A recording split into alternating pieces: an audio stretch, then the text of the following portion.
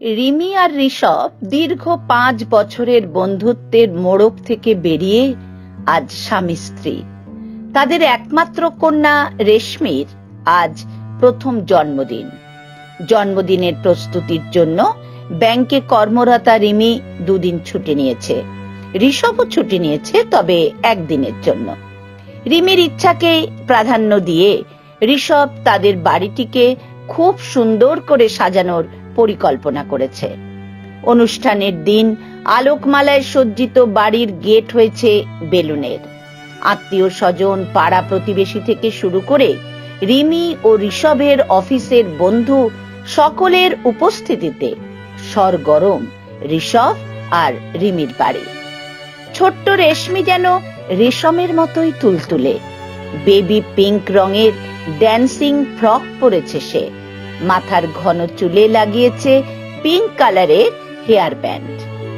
গেটের সামনে বাড়ির অভ্যাগতদের অভিবাদন জানাচ্ছে জোকারের সাজে সজ্জিত বছর 28-এর পিন্টু। ছোট ছোট বাচ্চাদের হাত নেড়ে মজা দেখানোর চেষ্টা করছে সে। তার চেষ্টায় এতটুকুও খামতি নেই। অতিথিদের সকলেই যখন প্রায় বিদায় নিয়েছে, পিন্টু তখন এগিয়ে যায় রিমির দিকে। রিমিও তৎক্ষণাৎ পিন্টুর প্রাপ্য টাকা মিটিয়ে দেয়। পিন্টু তখন অনুনয়ের সুরে রিমিকে জানায় যে তার ওই টাকা ছাড়াও অতিরিক্ত কিছু চাইবার আছে।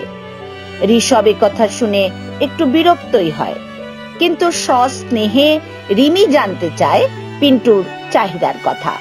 পিন্টু জানায় একটা বেলুন, একটা রঙিন মোমবাতি আর 1 টুকরো কেক সে চায়।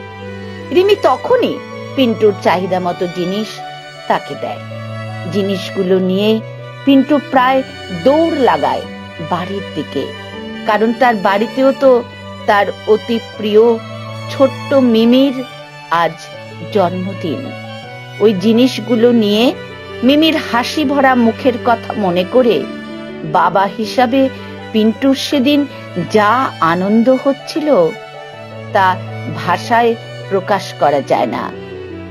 বাড়িতে পৌঁছে মিমির হাতে যখন পিন্টু ওই জিনিসগুলো তুলে দিল, তখন মিমির আহ্লাদে ভরা মুখখানা দেখে এক অনির্বচনীয় আনন্দে অভিভূত হলো মিমির বাবা পিন্টু আর মা কৃষ্ণা।